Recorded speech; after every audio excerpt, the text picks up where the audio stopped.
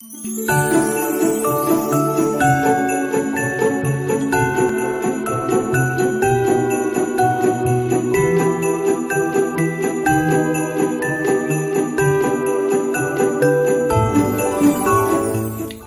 hello there, everyone. It's story time here on the Lone Wolf Podcast, and tonight we are going to have a very special story for everyone. Not a story that you would have heard in recent years. Matter of fact, this is a brand new story. This is the story of the tale of the two Tulsi supporters. Never heard of it? Stay tuned. You'll want to hear this one.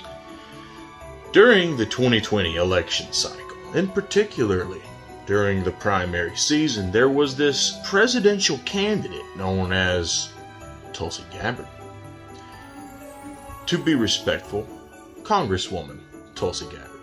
Now, Congresswoman Tulsi Gabbard not only was a member of the House of Representatives from Hawaii, Tulsi Gabbard is actually a veteran who has served in the United States military. Not many people could say they've been an active member of the military while at the same time being active in Congress. Very impressive thing. So, Tulsi Gabbard runs to be the President of the United States. And there's a group of people who rallied behind Tulsi Gabbard. Some refer to them as Tulsi-crats. Now, a lot of people shunned Tulsi Gabbard supporters. A lot of people early on, when they preferred that a candidate named Bernard Sanders win, referred to these Tulsi Gabbard supporters as people in a Tulsi cult. Bad language. No one liked it. But there was one supporter in particular who started a YouTube channel, and he devoted almost all of his content to pitching the message of Tulsi Gabbard. He did it for a very long time. He was a very adamant man. Tulsi Gabbard was the way to go. There was another Tulsi Gabbard supporter. This person actually did some work within the Tulsi Gabbard campaign, and he found this YouTube channel where the first Tulsi Gabbard supporter was pitching Tulsi's message, and somewhere in the midst of that, they began to interact with each other through Twitter, through YouTube, through comment sections. They began interacting with each other. Now, rather than throw people's names out there so blanketly on the board, we'll just refer to the two Tulsi Gabbard supporters as DS and RC. We'll give them a nickname. So DS continued to use his YouTube channel to pitch his message to the masses, or at least as well as he could, because there was massive YouTube censorship. Of course, YouTube being partnered with Google, it was no surprise that while the Tulsi supporters were having YouTube censorship, so was their candidate. Now, not necessarily through YouTube, but from Google. And after a debate, tried to run ads on Google unsuccessfully because they shut down her account. This launched a lawsuit from Congresswoman Tulsi Gabbard, and everyone cheered. Someone's finally standing up to the oppressive big tech. So she fought valiantly, defended her right to freedom of speech that was being stifled by the big tech censorship. And all the while, there were people, aside from just these two Tulsi supporters, who tried to get the message out there, who tried to support Tulsi Gabbard. But at the end of the day, the establishment did what the establishment always seems to do, and that is screw over a populist candidate to give a nomination to an establishment one. And unfortunately, Tulsi Gabbard did not get the nomination. Even worse, toward the end of her campaign, she made some questionable decisions as far as to how she endorsed the party's eventual nominee. There was some language that was used. There were some supporters who got frustrated. There were people who had been fond of Tulsi at one point that now became critical of Tulsi. Some later kind of said, well, you know, she's still better than others. Said, nope, want nothing to do with her ever again. This caused a lot of problems. But DS and RC, they hung in there together. Were they going to be dismayed at the results? Were they upset? Well, maybe they were upset. But did they just give up? No, not at all. Not at all. Now, one proceeded to pursue the libertarian idea. One proceeded to pursue the Libertarian Party, that the Libertarian Party is the way we need to move forward. Clearly, the Democrats and the Republicans, well, they've sold us out long ago. So, with that being said, maybe it's time we give a real third party an actual chance. Maybe it's time that we actually do that. So he went in that direction. Now DS, on the other hand, he didn't really know which party he wanted to go to next. He was very upset with the outcome. And he went down a different path. He went towards a different party. He started to promote the message of the Green Party. Now, as DS continued down the path of the Green Party, he found there was a lot of things that he saw at this point that he didn't see in the beginning, and he didn't like the things that he saw. So eventually he arrived at the conclusion, this isn't a party that I think is the way of the future either. It is at that point that DS and RC came together again. And they joined together with actually a few other people. And they all sat down and said, Libertarian is the way to go. And they had a few videos. It was the Four Musketeers almost every weekend talking about the problems with the Democrats and the Republicans, talking about the problem with the economy, talking about the problem with the wars, the military-industrial complex, prison complex, big pharma, trade deals. They talked about all sorts of things. Eventually, the election drew closer and closer. And the two main candidates, who of course were at the helm of everything, were Joe Biden and Donald Trump. Meanwhile, you had, of course, Green Party's candidate, Howie Hawkins, Libertarians, Joe Jorgensen. So these four individuals all sat around. They agreed that out of the four, Joe Jorgensen would be the best choice. They talked about it. They tweeted about it.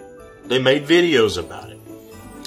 And then as election day grew closer and closer and closer and closer, and it was apparent we were going to probably end up with a big brown wave in 2020, one of these individuals, Mr. DS, decided,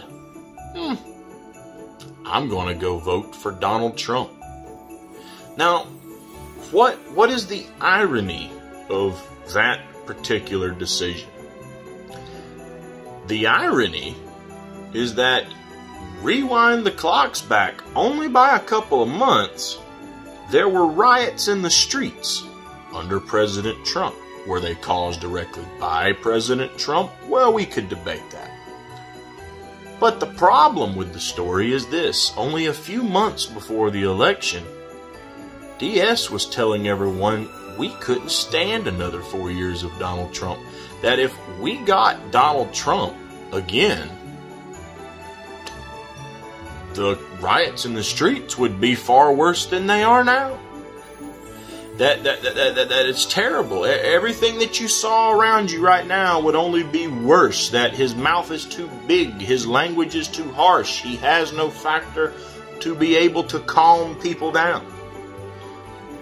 Then, as we get close to the election, we find out that on election day, he voted for Donald Trump. Now, let's be clear and let's understand this. Who you vote for is your business.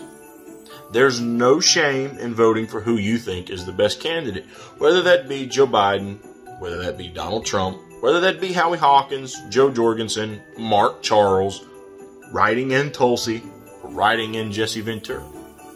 Who you think should be the leader of this country is your right, and you have every right to vote for that person. You may have a set of reasons that one particular candidate embodies more than the others. So you vote for that person.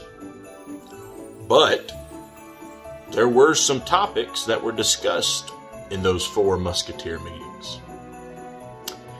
Between those Tulsi supporters, there was discussions of what would happen on election night because of all the mail-in ballots. Now, there was a lot of speculation that there was this red mirage, that on election night it might look like Donald Trump won. But then in the days that follow, because of mail-in ballots, you would then find out that Joe Biden won. Now, one individual wholeheartedly believed that was going to happen. Another seemed to. And another one had a good idea that it was going to happen as well. Then election day came. Everyone went to bed on November 3rd. And Joe Biden had the electoral lead. But in certain key states, Trump had a lead. But those states had not been called for Donald Trump yet. And then within a day to 2 to 3, the mail-in votes continued to pour in. And overwhelmingly, those mail-in votes went Joe Biden. This sparked quite the problem. And there were a lot of people who said this could potentially start a problem. In particularly, there was a man in South Carolina who is kind of a lone wolf who said that if something like that happened, things could get really ugly. How he had an idea that could happen, who knows, but he did. He said it would get nasty. Sure enough, got very nasty. It got very nasty. Not only did it get bad, but just as predicted, the brown wave has caused division. Now, what kind of division? Well, the division that 2 men who seemed to think each other were very smart individuals and got along very well now have become very divided, very separated. One man admits that he believes there was election fraud, but he does not believe that there was enough election fraud that could have swung the election back to Donald Trump. Meanwhile, the other Tulsi supporter, well, they voted for Donald Trump. And when they voted for Donald Trump, they are now convinced, just as many other hardcore Trump supporters are, that these were enough fraudulent votes that it could have swung everything back to Donald Trump. Now, there's other people who don't know. They believe there was election fraud. They believe there probably was something going on, but they don't know again for sure, with confidence, it was enough to steal an election. So some people believe there was election fraud, but they need to see more evidence before they can make a decision. This caused the 2 men who once made content together, who once thought a lot alike, and once pitched a presidential candidate of unity and peace, to gradually separate apart. And in the days that followed, videos were made, tweets were sent, and content was dropped that really start to pivot these 2 men against each other. One man now believes that all the talk about the election being stolen is the modern-day Russiagate. And we all know what went down with Russiagate. Russiagate was absolutely terrible. It spent a lot of taxpayer money, and it was, for lack of a better term, a bit of a witch hunt. There were some things found, but nothing that really looks like it would put President Trump in jail, which was the kind of more or less the entire point, right? Meanwhile, on the other side, that little Russiagate comment wasn't well received, because the gentleman on the other side, the other Tulsi supporter, seems to have taken a little bit of offense to such a comment. He didn't like it. He got very frustrated, and then he made a video where he tried to explain back and forth how this wasn't a video to defend President Trump, but let me go on to defend President Trump, pitching it that it is an argument about election integrity and defense against voter fraud, which are certainly very important topics. But for one to think that this was the first time that there's ever been election interference or election rigging, not at all. Now, should election fraud or interference be allowed to stand? Absolutely not. It should not be allowed to stand one bit at all. People should do something about it. But what can really be done? Revolution? Revolution has been pitched many, many times in the past. Not many people seem to be serious enough, and those who do eventually become serious enough, as we've seen from different protests and riots across the country, want to be revolutionaries but never studied how to properly lead a revolution. Instead, they just cause violence and destruction wherever they go. They don't use enough sense to successfully run a proper revolution. Therefore, they get no results from it. Meanwhile, people on the other side are more worried that getting out to the streets and leading such revolution could potentially lead to the loss of what job they have, the loss of their home, further loss of their way of life. They're more concerned about protecting their children. They'd rather not take to the street and start the war. They'd rather try to sit back and defend themselves should such a war ever start. Kind of hard to start a revolution in those circumstances. Also hard to start a revolution if you're talking about taking up arms. And if you have any arms, you never even really got one until recently. Might not be the best of idea to go out and start a war with a gun if you barely know much about them or how to use them. Also understand that with our last year, starting a revolution, if you're planning on taking up arms, you're going to need a lot of ammo. Go to the stores around you and tell me how much of that you can find on the shelves right now, because a lot of other people, as I said, don't want to start the war, but want to protect themselves should one ever start. So they've been stockpiling on ammunition. Some people were buying toilet paper, other people were buying bullets. Just a little fact there. So these two men have really become divided, really become split.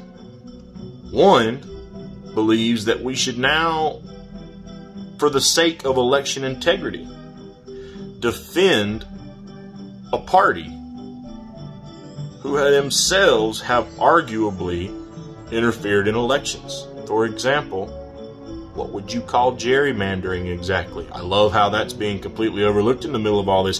Gerrymandering and rewriting voting districts so that the vote can be deliberately counted in your favor. That way you're guaranteed almost a win. That's not much election integrity. Likewise, we saw what's happened during the primaries, so it's no secret that the Democrat Party wouldn't mind cheating. We saw what they did in 2016 with Bernie and Hillary. So this is no real surprise. So the reaction to this now really has to pose some serious questions, does it not? And here we have the tale of the two Tulsi supporters. Two men who started off on a venture with similar goals, and yet thanks to our two-party dictatorship and our massive brown wave and corrupt system, two men who thought we really needed a change in this country now sit after the 2020 election divided and pretty much bitter at each other. Maybe one's more bitter than the other. But nonetheless, these are two men who wanted to pitch a solution to the problems that we've had that don't even work together anymore. And why? Because of the brown wave. Let this be a lesson to everyone out there. If you want serious change, stop voting for your problems. Otherwise, there will be many more tales of the two Tulsi Gabbard supporters in the future elections. That does nothing that is good for anyone. Have a good night.